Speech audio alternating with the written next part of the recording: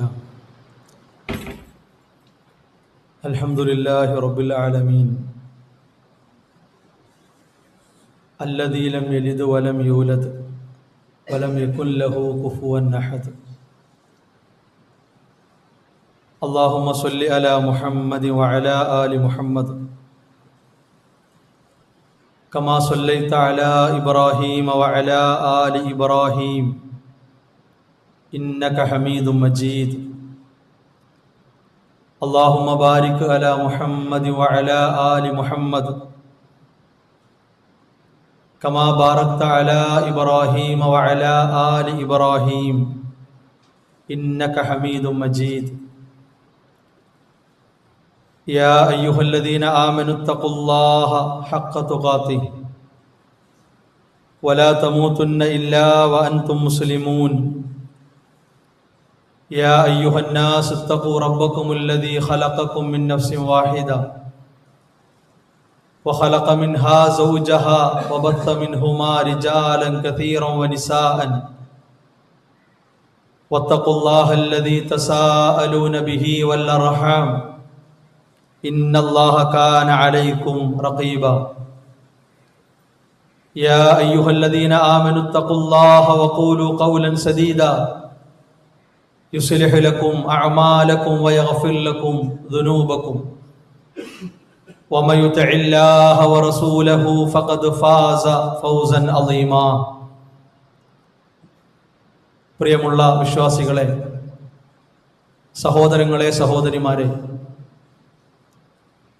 അള്ളാഹുവിൻ്റെ കൽപ്പനകൾ, നിയമനിർദ്ദേശങ്ങൾ ജീവിതത്തിൻ്റെ എല്ലാ സന്ദർഭങ്ങളിലും കഴിവിൻ്റെ പരമാവധി സൂക്ഷിച്ച് പാലിച്ച് ജീവിതത്തെ ക്രമീകരിക്കണം, ചിട്ടപ്പെടുത്തണമെന്ന് ഉണർത്തുകയാണ്, ഉപദേശിക്കുകയാണ്. വിശ്വാസികളായ ഓരോരുത്തരുടെയും ജീവിതത്തിൽ വലിയ സന്തോഷമായി, സൗഭാഗ്യമായി, അനുഗ്രഹമായി അനുഭവിച്ചു കൊണ്ടിരിക്കുന്ന കാര്യങ്ങളിൽ ഏറ്റവും പ്രധാനപ്പെട്ടത് മനസ്സറിഞ്ഞ് ആത്മാർത്ഥതയോടെ അച്ചടക്കത്തോടെ ഏക ആരാധ്യനായ അള്ളാഹുവിൻ്റെ മുമ്പിൽ വ്യത്യസ്തങ്ങളായ ആരാധനകൾ നിർവഹിക്കാൻ, അള്ളാഹുവിനെ അനുസരിച്ച് അവനിലേക്ക് ഏറ്റവും നന്നായി അടുക്കാൻ, ആശ്വാസകരമായ നിലക്ക് അള്ളാഹുവിൻ്റെ ഒരു ഭവനം അനുകൂലമായി കിട്ടുക, അടുത്തായി ലഭിക്കുക എന്നതാണ്. ആ അനുഗ്രഹത്തിൻ്റെ പ്രാധാന്യവും മഹത്വവും വിശ്വാസികളെ സംബന്ധിച്ചിടത്തോളം പറഞ്ഞറിയിക്കാൻ സാധിക്കാത്ത അത്രയും മഹത്വത്തോടെ ആദരവോടെ കാണുന്ന ഒരു വിഷയമാണ്. ഒരുപാട് ആളുകൾ ഇപ്പോഴും ആലോചിക്കാത്ത അല്ലെങ്കിൽ തിരിച്ചറിയാത്ത ഒരു കാര്യമാണ്, എന്തിനാണ് ഒരു പള്ളി? ഒരു പള്ളിയുടെ ആവശ്യകത എന്താണ്? ആണായിരുന്നാലും പെണ്ണായിരുന്നാലും യുവാക്കളായിരുന്നാലും കുട്ടികളായിരുന്നാലും സ്വന്തത്തോട് ഇന്നുവരെ ചോദിക്കാൻ സാധ്യതയില്ലാത്ത ഒരു കാര്യമാണ്. ഒരു പള്ളിയുടെ യുക്തിയായി പഠിപ്പിക്കപ്പെട്ട ഒരുപാട് കാര്യങ്ങളുണ്ട്. അതിലേറ്റവും പ്രധാനപ്പെട്ട വിഷയങ്ങളാണ് ആരാധനകൾക്ക് വേണ്ടിയുള്ളതാണ് പള്ളി. ആരാധന എന്നല്ല, ആരാധനകൾക്ക് വേണ്ടിയാണ് എന്ന് പറഞ്ഞാൽ നിസ്കരിക്കുക എന്നത് മാത്രമല്ല, അതിനോടനുബന്ധിച്ചും അല്ലാതെയുമുള്ള ഒരുപാട് ആരാധനകൾ, ആ കാര്യങ്ങൾ സ്വസ്ഥമായി നിർവഹിക്കപ്പെടാനുള്ള സംവിധാനമാണ്, സൗകര്യമാണ് പള്ളി എന്നുള്ളത്. അതുപോലെ തന്നെ ഒരുപാട് പുണ്യം നേടാനുള്ള ഏറ്റവും വലിയ കേന്ദ്രമാണ് പള്ളി. അതിന് തുല്യമായ ഒരു കേന്ദ്രം മറ്റൊരിടത്ത് കാണുക സാധ്യമല്ല. അത്രത്തോളം നന്മകൾ സ്വന്തമാക്കാൻ, സമ്പാദിക്കാൻ സൗകര്യപ്പെട്ട ഇടമാണ് അള്ളാഹുവിന്റെ വീട്, ഭവനം എന്നുള്ളത്. അതുപോലെ ഓരോ നന്മകളും എളുപ്പമായി കിട്ടുന്ന ഒരു സ്ഥലമുണ്ടെങ്കിൽ ആദ്യം പള്ളിയാണ്. എല്ലാ നിലക്കും എളുപ്പവും സൗകര്യവുമാണ് നന്മകൾക്ക് വേണ്ടി പള്ളി എന്നുള്ളത്. അതുപോലെ തന്നെ നമ്മുടെ വാക്കിലും പ്രവൃത്തിയിലും വന്നുപോകുന്ന, വാക്കാലും പ്രവൃത്തിയാലും നാം നിർവഹിച്ചു കൊണ്ടിരിക്കുന്ന കാര്യങ്ങൾക്ക് ഏറ്റവും നല്ല സ്വീകാര്യത കിട്ടുന്ന ഇടം അള്ളാഹുവിന്റെ ഭവനമാണ്. ഇതെല്ലാം ഉള്ളതോടൊപ്പം സാമൂഹികവും കുടുംബപരവും വ്യക്തിപരവുമായ ഒട്ടേറെ പ്രശ്നങ്ങൾക്കുള്ള പരിഹാരമാണ്, ആശാ കേന്ദ്രമാണ് അള്ളാഹുവിന്റെ പള്ളി എന്നുള്ളത്. മാനസികമായി വേദനകൾ അനുഭവിക്കുന്ന വ്യക്തികൾക്ക് അതെല്ലാം ഇറക്കി വെക്കാനുള്ള, സ്വകാര്യമായി റബ്ബിന്റെ മുമ്പിൽ തുറന്ന് പറയാനുള്ള സ്ഥലം പള്ളിയാണ്. കുടുംബപരമായി നീറുന്ന പ്രശ്നങ്ങളിൽ കത്തിക്കൊണ്ടിരിക്കുന്ന ആളുകൾക്ക് സമാധാനവും സ്വസ്ഥതയും തേടി വരാനുള്ള ഇടമാണ് അള്ളാഹുവിന്റെ പള്ളി എന്നത്. സാമൂഹികമായി ഉണ്ടാകാൻ സാധ്യതയുള്ള ഒരുപാട് പ്രശ്നങ്ങൾക്ക് പരിഹാരം പറഞ്ഞു കൊടുക്കാനും നിർദ്ദേശിച്ചു കൊടുക്കാനും അതിലെല്ലാം ഒരു തീരുമാനം അറിയിക്കാനുമുള്ള ഏറ്റവും നല്ല സ്ഥലമാണ് പള്ളി. ആ ചോദ്യത്തിന് ഇങ്ങനെ ഒരുപാട് ഉത്തരങ്ങളുണ്ട്. വിശ്വാസികളായ ഓരോരുത്തരുടെയും മനസ്സിൽ ഉണ്ടായിരിക്കേണ്ട ബോധമാണ് വിശുദ്ധ ഇസ്ലാം നമ്മെ പഠിപ്പിച്ചിട്ടുള്ളത്. റസൂലുള്ളാഹി സ്വല്ലല്ലാഹു അലൈഹി വസല്ലമയോട് ഒരാളുടെ ചോദ്യം, അയ്യുൽ ബുൽദാൻ അഹബ്ബു ഇലല്ലാഹ്, നാടുകളിൽ, പ്രദേശങ്ങളിൽ അള്ളാഹ്ക്ക് ഏറ്റവും ഇഷ്ടപ്പെട്ട സ്ഥലം ഏതാ? നമ്മുടെ ഈ നാട്ടിൽ അല്ലെങ്കിൽ നാം താമസിക്കുന്ന പ്രദേശങ്ങളിൽ അള്ളാഹുവിന് ഇഷ്ടമുള്ള ഏറ്റവും നല്ല നാട്, ഏറ്റവും നല്ല പ്രദേശം ഏതാ?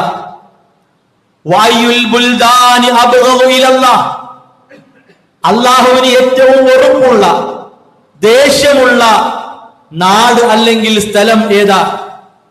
റസൂലുള്ളാഹി സ്വല്ലല്ലാഹു അലൈഹി വസല്ലം പറഞ്ഞു, ലാ അദ്രി, എനിക്കറിയില്ല. ഹത്താ അസ്അല ജിബ്രീൽ, ജിബ്രീൽ അലൈഹിസ്സലാമിനോട് ഞാൻ ചോദിക്കട്ടെ. റസൂലുള്ളാഹി സ്വല്ലല്ലാഹു അലൈഹി വസല്ലമയുടെ മറുപടിയായിരുന്നു. വഹയിലൂടെ അവിടുന്ന് ഉത്തരം കിട്ടി. റസൂലുള്ളാഹി സ്വല്ലല്ലാഹു അലൈഹി വസല്ലമ ആ ഉത്തരം സ്വഹാബത്തിനെ പഠിപ്പിച്ചു. അന്ന അഹ്സനൽ ബിഖാഇ ഇലല്ലാഹ് അൽ മസാജിദ്, ഒരു പ്രദേശത്ത്, ഒരു നാട്ടിൽ, ഒരു അങ്ങാടിയിൽ അള്ളാഹ്ക്ക് ഏറ്റവും ഇഷ്ടമുള്ള ഭാഗം, സ്ഥലം എന്ന് പറഞ്ഞാൽ അത് പള്ളികളാണ്. ബൈത്തുല്ലാഹ്, അള്ളാഹുവിന്റെ വീട്. അള്ളാഹുവിനെ ആരാധിക്കാൻ, അവനെ അനുസരിക്കാൻ, അവന്റെ കൽപ്പനകളെ കൃത്യമായി നിർവഹിക്കാൻ നിർമ്മിക്കപ്പെട്ട ഭവനങ്ങൾ, അതാണ് അള്ളാഹുവിന് ഏറ്റവും പ്രിയപ്പെട്ടത്.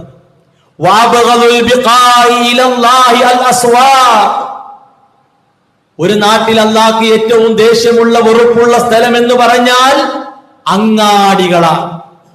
അങ്ങാടികളുടെ സംസ്കാരം നമുക്കറിയാം. അതൊരിക്കലും പള്ളിയുടെ സംസ്കാരമല്ല.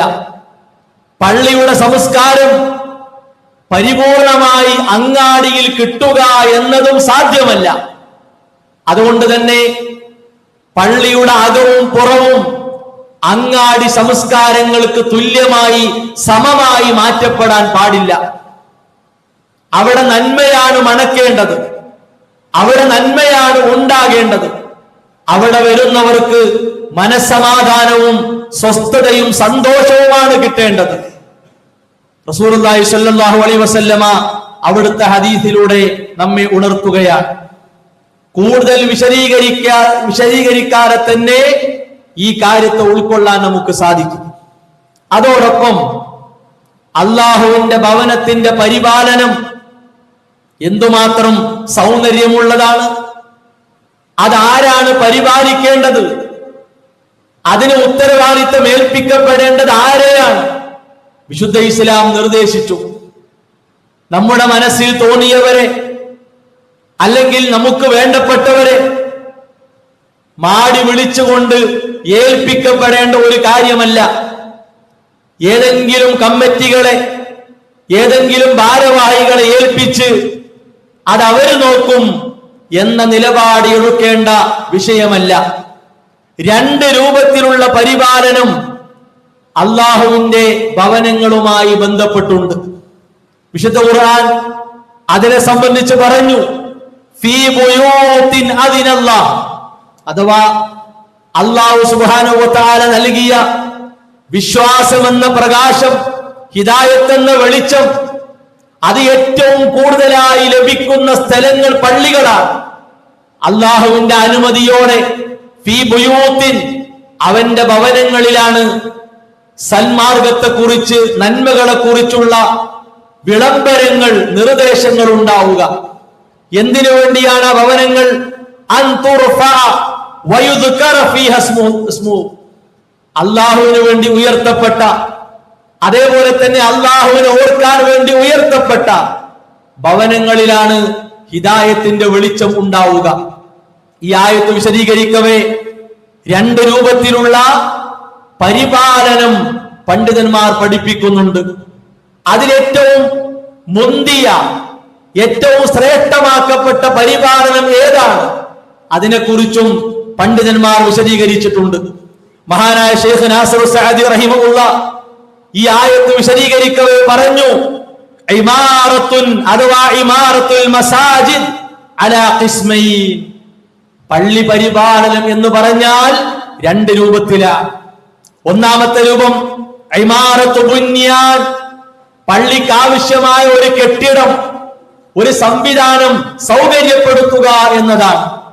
നിസ്കരിക്കാൻ വരുന്നവർക്ക്, ജുമാക്ക് വരുന്നവർക്ക്, അതേപോലെ തന്നെ പ്രശ്നങ്ങളുമായി സമീപിക്കുന്നവർക്ക് അതെല്ലാം സ്വസ്ഥമായി പങ്കുവെക്കാനും ആരാധനകൾ കൃത്യമായി നിർവഹിക്കാനും സൗകര്യങ്ങൾ ഒരുക്കുക എന്നത് ഒരു പരിപാലനമാണ്.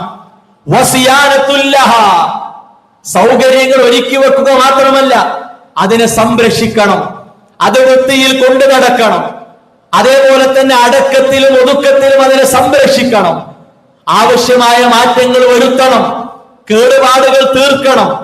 ഇങ്ങനെയുള്ള സംരക്ഷണം അള്ളാഹുവിന്റെ ഭവനത്തിന് കൊടുക്കണം. അതിലേറ്റവും പ്രധാനം വൃത്തിയാണ്. പള്ളിയുടെ അകവും പുറവും അതുമായി ബന്ധപ്പെട്ടതെല്ലാം വൃത്തിയിൽ കൊണ്ടു നടക്കാൻ, ശുദ്ധിയിൽ കൊണ്ടു നടക്കാൻ അതുമായി ബന്ധപ്പെടുന്നവർക്ക് സാധിക്കണം. നമ്മുടെ ഉമ്മ ആയിഷ റളിയല്ലാഹു അൻഹ പഠിപ്പിച്ച ഒരു കാര്യം കാണാം. റസൂലുള്ളാഹി സ്വല്ലല്ലാഹു അലൈഹി വസല്ലമ ഞങ്ങളോട് കൽപ്പിച്ചു, ബിബിനാഇൽ മസാജിദ് ഫിദ്ദുവർ, ആവശ്യമായ സ്ഥലങ്ങളിൽ, സൗകര്യം ഒരുക്കേണ്ട ഇടങ്ങളിൽ നിങ്ങൾ പള്ളി സ്ഥാപിക്കുക. കുറച്ചധികം വീടുകളുണ്ട്, അല്ലെങ്കിൽ സൗകര്യപ്പെട്ട ഒരു സ്ഥലം കിട്ടി, അവിടെ നിങ്ങൾ പള്ളി ഉണ്ടാക്കണം. അള്ളാഹുവിനെ ആരാധിക്കാനുള്ള ഒരു ഭവനം ഉണ്ടാക്കണം. എന്നിട്ടോ അതവിടെ ഒരു അടയാളമായി, അല്ലെങ്കിൽ ഒരു ഓർമ്മ നൽകുന്ന വസ്തുവായി, അല്ലെങ്കിൽ ഒരു പുരാവസ്തുവായി അവിടെ കിടക്കട്ടെ എന്ന മനോഭാവമല്ല. മറിച്ചെന്ത് വേണം? വൻ തുനവ്വഫ വതുതയ്യബ, അത് വൃത്തിയിൽ കൊണ്ടു നടക്കണം, അതിനെ പരിപാലിക്കണം, അതിന്റെ വിശുദ്ധി കാത്തു സൂക്ഷിക്കണം, അതിന്റെ പവിത്രതയെ പരിഗണിക്കണം. റസൂലുള്ളാഹി സ്വല്ലല്ലാഹു അലൈഹി വസല്ലമ സ്വഹാബത്തിനെ പഠിപ്പിക്കുകയാണ്. ഇതാണ് ഒരു പരിപാലനം. രണ്ടാമത്തേതോ വഇമാറത്തും ബിദിക്രിസ്മില്ലാഹ്, അല്ലാഹുവിന്റെ നാമം ഓർക്കാൻ വേണ്ടി, റബ്ബിനെ സ്മരിക്കാൻ വേണ്ടി ആ ഭവനത്തെ തയ്യാറാക്കി നിർത്തുക എന്നതാണ്. മിനസ്സലാത്തി വഗൈരിഹാ, നിസ്കാരവും അതുപോലെയുള്ളതും. നിസ്കാരം എന്ന് പറയുമ്പോൾ നിർബന്ധ നിസ്കാരമുണ്ട്, അതേപോലെ തന്നെ സുന്നത്താക്കപ്പെട്ട നിസ്കാരങ്ങളുണ്ട്. നിസ്കാരം മാത്രമല്ല, അതിന്റെ ഉള്ളിൽ എന്തൊക്കെ പെടുകയാണ്? ഒരാൾ ദിക്ർ ചൊല്ലാൻ വേണ്ടി, അല്പസമയം ദിക്ർ ചൊല്ലാൻ വേണ്ടി, ലാ ഇലാഹ ഇല്ലല്ലാഹ്, അല്ലാഹു അക്ബർ, സുബ്ഹാനല്ലാഹ്, ഇങ്ങനെയുള്ള ദിക്റുകൾ ചൊല്ലാൻ വേണ്ടി പള്ളിയിൽ വന്നിരുന്നു. അയാൾക്ക് സൗകര്യം കൊടുക്കണം. വതഅല്ലുമുൽ ഇൽമി വതഅലീം, ഇൽമു പഠിക്കാനും പഠിപ്പിക്കാനും ഒരു ക്ലാസ് നടത്താൻ, ആ ക്ലാസ്സിലേക്ക് ആളുകൾ വരും, അതിന് പള്ളി സൗകര്യപ്പെടുത്തണം. അതുപോലെ തന്നെ മറ്റു ആരാധനാ കർമ്മങ്ങൾ അതെല്ലാം നിർവഹിക്കാൻ ഇഅ്തികാഫ് പോലെയുള്ള കാര്യങ്ങൾ, അതേപോലെ മസ്ലഹത്ത് പോലെയുള്ള വിഷയങ്ങൾ, നാട്ടിലുള്ളവർക്ക് ഉപകാരം കിട്ടുന്ന കുറെ കാര്യങ്ങൾ കൂടിയാലോചിക്കാൻ പള്ളിയിൽ ഒരുമിച്ച് കൂടുക, അവിടെ ചർച്ച നടത്തുക, ഇതെല്ലാം അല്ലാഹു സുബ്ഹാനഹു വ തആലയെ അനുസരിക്കുന്ന കാര്യത്തിൽപ്പെട്ടതാണ്. എന്നിട്ട് പറഞ്ഞു വഹാദാ അശ്റഫുൽ ഖിസ്മൈൻ, രണ്ട് പരിപാലനങ്ങളിൽ ഏറ്റവും ശ്രേഷ്ഠതയുള്ള, ഏറ്റവും പുണ്യമുള്ള കാര്യം ഏതാണ്? അതിന്റെ ഉള്ളിൽ ആരാധനകൾ നടത്തുക എന്നതാണ്. ആരാധന എന്ന് പറയുമ്പോൾ നിസ്കാരം മാത്രമല്ല, ഏതൊക്കെ ദീനിന്റെ നന്മകളുണ്ടോ അതിനെല്ലാം ഉള്ള ഒരു വേദിയാണ്, ഒരു ഇടമാണ് അള്ളാഹുവിന്റെ പള്ളി എന്ന് മനസ്സിലാക്കി അതുമായി ബന്ധപ്പെട്ട കാര്യങ്ങളുമായി മുന്നോട്ട് പോവുക എന്നതാണ് ഇത് വൃത്തിയായി കൊണ്ടു നടക്കുന്ന പരിപാലനം, അല്ലെങ്കിൽ ഇതുണ്ടാക്കുക എന്ന പരിപാലനം അതിനേക്കാൾ അശറഫായി വരുന്ന ഒന്ന്. അപ്പൊ അത്രയും പ്രാധാന്യം അല്ലാഹു സുബ്ഹാനഹു വ തആല പള്ളിയുമായി ബന്ധപ്പെട്ട കാര്യങ്ങൾക്ക് നൽകിയിട്ടുണ്ട്. ഇത് പരിപാലിക്കുന്നവരുടെ സവിശേഷത നോക്കൂ നിങ്ങൾ. അല്ലാഹു സുബ്ഹാനഹു വ തആല പറഞ്ഞു ഇന്നമാ യഅമുറു മസാജിദല്ലാഹ്, അല്ലാഹുവിന്റെ പള്ളി പരിപാലിക്കുന്നവർക്ക് ഉറപ്പായും ഉണ്ടാകേണ്ട കാര്യം മൻ ആമന ബില്ലാഹ്, അല്ലാഹുവിൽ വിശ്വാസം ഉറച്ചവരായിരിക്കണം.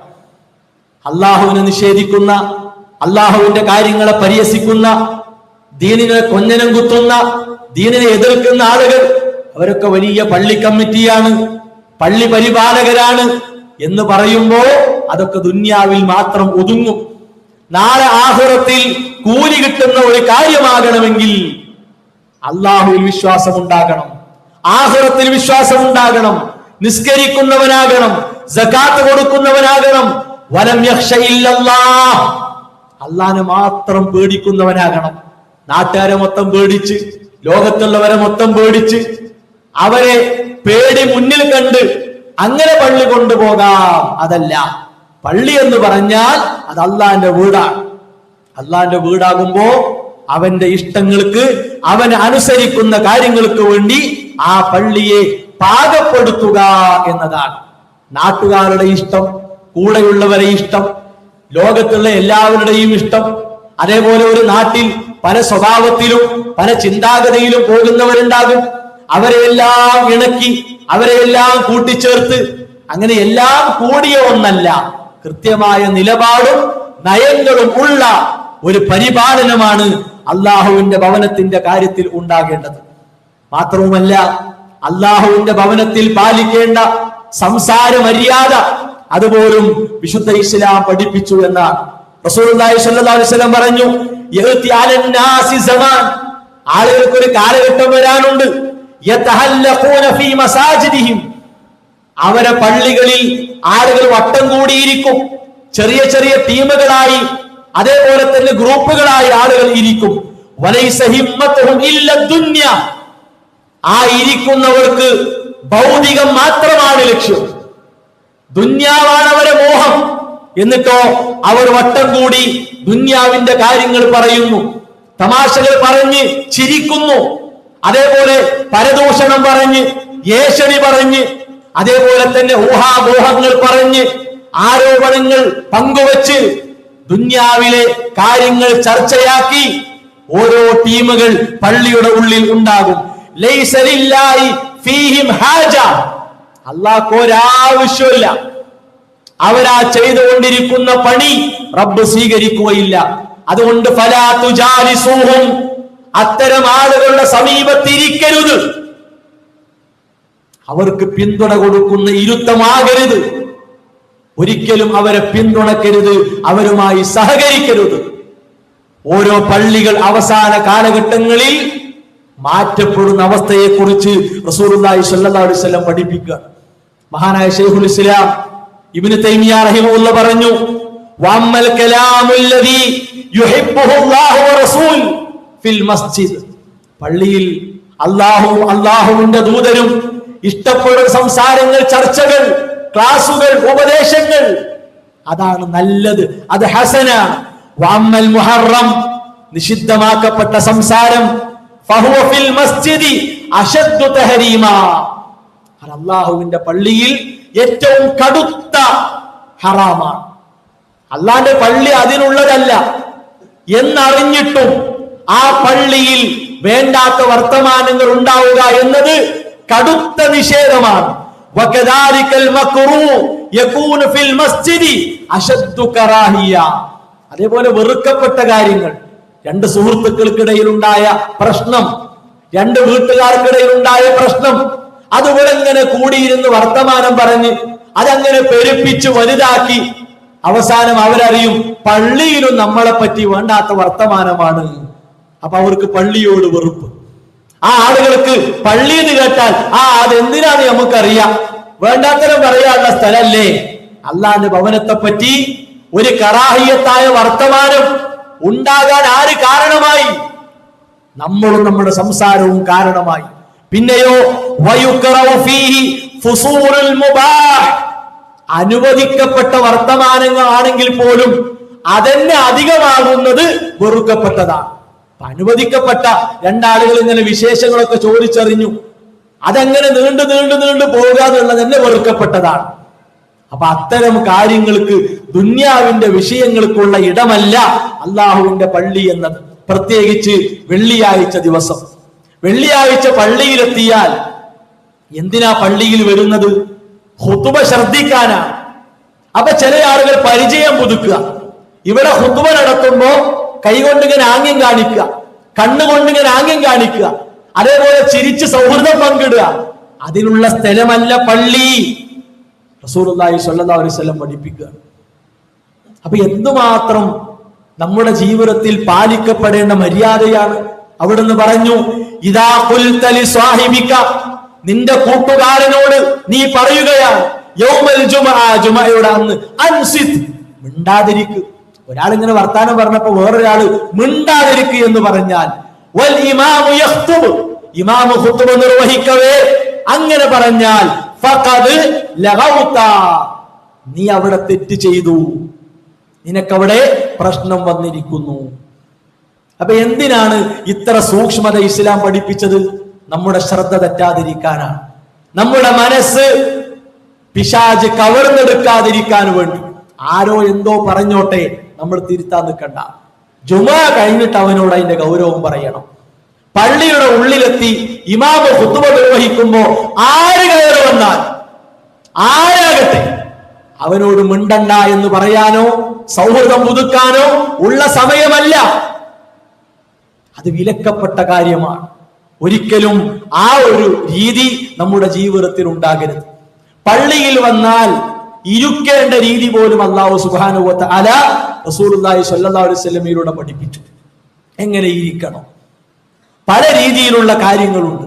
അതിൽ ജുമുഅയുടെ ദിവസം നമ്മൾ ശ്രദ്ധിക്കേണ്ടത്, അല്ലാഹുവിന്റെ പള്ളിയിൽ വെള്ളിയാഴ്ച വരുന്നത് നമ്മുടെ ജീവിതത്തിലേക്ക് വേണ്ട ഉപദേശങ്ങൾ കേൾക്കാനാണ്.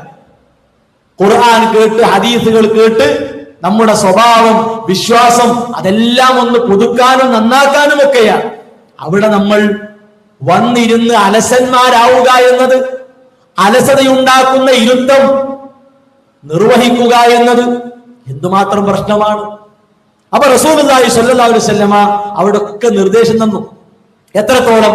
അവിടുന്ന് മിമ്പറിൽ കയറി, ഇദാ ഖാമ അലൽ മിമ്പർ, മിമ്പറിൽ കയറി റസൂലുള്ളാഹി സ്വല്ലല്ലാഹു അലൈഹി വസല്ലം ഖുത്ബ നിർവഹിക്കുമ്പോൾ ഇസ്തഖ്ബലഹു അസ്ഹാബുഹു ബിവുജൂഹിഹിം, സ്വഹാബത്ത് എങ്ങനെ നബിന്റെ നേരെ നോക്കിയിരിക്കുകയാണ്.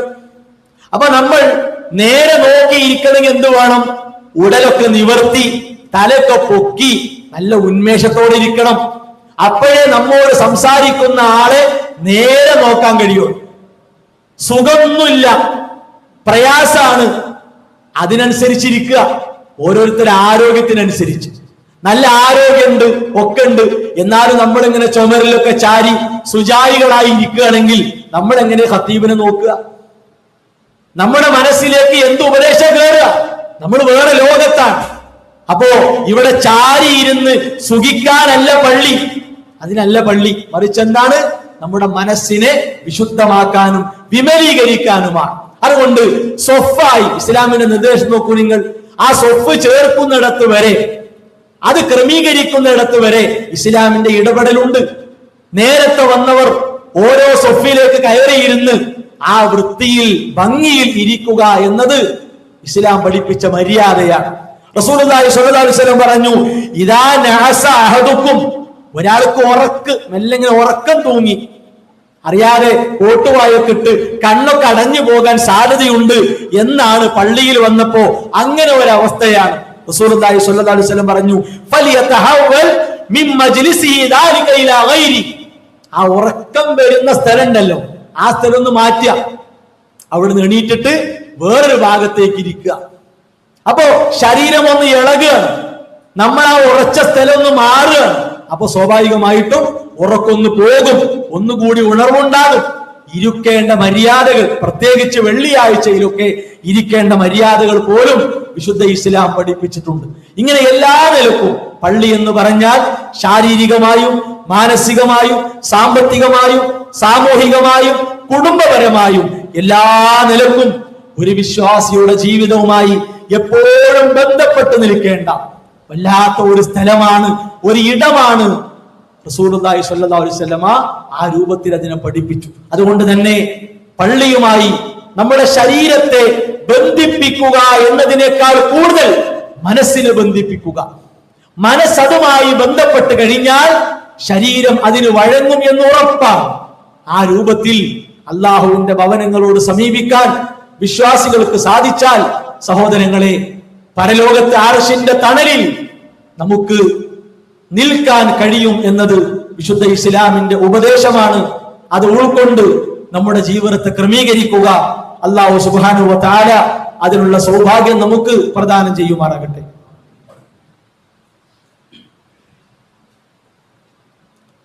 അൽഹംദുലില്ലാഹി വസ്സലാത്തു വസ്സലാമു അലാ റസൂലില്ലാഹി വഅലാ ആലിഹി വഅസ്ഹാബിഹി അജ്മഈൻ. അമ്മാ ബഅദ്.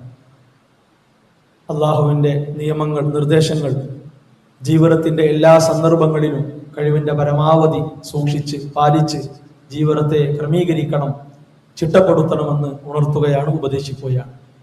അള്ളാഹുവിന്റെ ഭവനവുമായി ബന്ധപ്പെട്ട് വിശ്വാസികളായ ഓരോരുത്തരും അറിഞ്ഞിരിക്കേണ്ട ഏതാനും കാര്യങ്ങളെ സംബന്ധിച്ചാണ് സൂചിപ്പിച്ചത്. നാം നിലകൊള്ളുന്ന ഈ സാഹചര്യം എന്നത് നമ്മുടെ മക്കൾ നല്ലൊരു സമയം നമ്മുടെ കൂടെ ഉണ്ടാകാൻ സാധ്യതയുള്ള സമയമാണ്.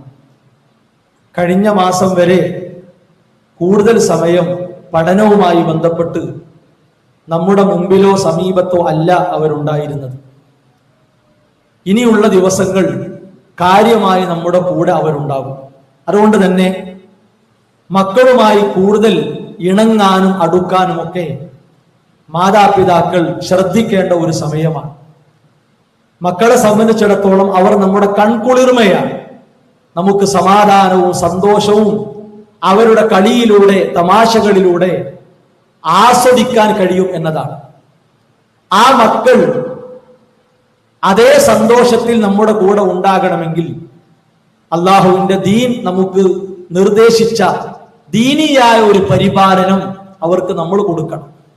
അവരെ സ്വഭാവം, വേഷവിധാനം, മാതാപിതാക്കളോടുള്ള പെരുമാറ്റം, അയൽവാസികളോടുള്ള പെരുമാറ്റം, സാമൂഹികമായി ഇടപെടേണ്ടത് എങ്ങനെയാണ്, കൂട്ടുകാരോടൊപ്പം അവർ എങ്ങനെയായിരിക്കണം, ഈ നിലക്കുള്ള ഉപദേശങ്ങളും നിർദ്ദേശങ്ങളും ദീനിയായി അവർക്ക് നൽകേണ്ട നല്ല ഒരു സമയമാണ്. അതിനുവേണ്ട ഒരുപാട് അവസരങ്ങൾ വിദ്യാർത്ഥികൾക്കിടയിൽ നടത്തപ്പെടുന്ന ഒരു സാഹചര്യം കൂടിയാണ്. ചെറിയ കുട്ടികൾക്ക്, അതേപോലെ തന്നെ UP തലത്തിൽ പഠിക്കുന്നവർക്ക്, ഹൈസ്കൂൾ വിദ്യാർത്ഥികൾക്ക്, മുതിർന്ന വിദ്യാർത്ഥികൾക്ക് ഇങ്ങനെ പ്രത്യേകം ദിവസങ്ങൾ നിശ്ചയിച്ചുകൊണ്ട് ഒരുപാട് പഠനാർഹമായ ക്ലാസുകൾ സംഘടിപ്പിക്കപ്പെടുന്ന ഒരു സമയമാണ്. അതുമായി ബന്ധപ്പെട്ട അറിയിപ്പുകൾ വരുമ്പോൾ നമ്മുടെ മക്കൾ അവിടേക്ക് എത്തിക്കാനുള്ള ശ്രദ്ധ മാതാപിതാക്കളുടെ ജീവിതത്തിൽ ഉണ്ടാകണം. അതുപോലെ തന്നെ അവരുടെ ആ വികൃതികൾ ഒരിക്കലും അവരോട് മാനസികമായ വെറുപ്പുണ്ടാക്കത്തക്ക രൂപത്തിൽ നമ്മൾ കാണരുത്. കുട്ടികളാണ് വികൃതികൾ ഉണ്ടാകും. വികൃതി ഉണ്ടെങ്കിലേ കുട്ടികളാകും.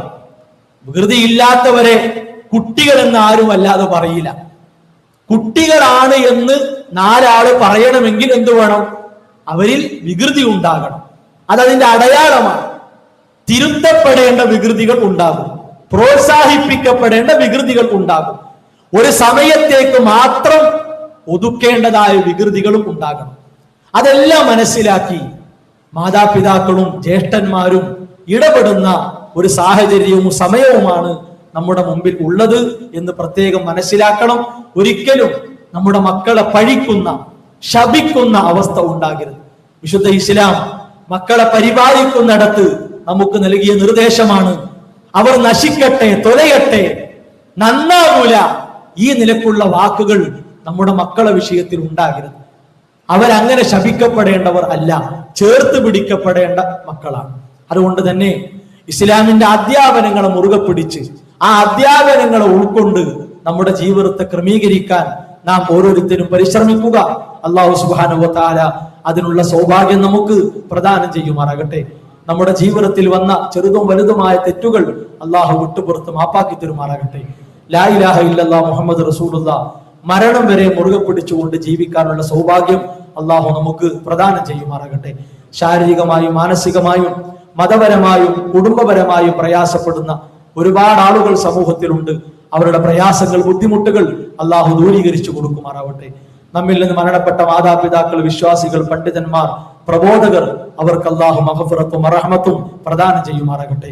റബ്ബനാ തഖബ്ബൽ മിന്നാ റബ്ബനാ ലാ തുസിഗ് ഖുലൂബനാ ബഅദ ഇദ് ഹദൈതനാ വഹബ് ലനാ മിൻ ലദുൻക റഹ്മ ഇന്നക അൻതൽ വഹാബ്.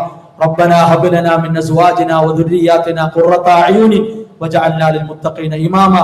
റബ്ബനാ ആതിനാ ഫിദ്ദുനിയാ ഹസന وفي الآخرة حسنة وقنا عذاب النار. آمين آمين برحمتك يا أرحم الراحمين.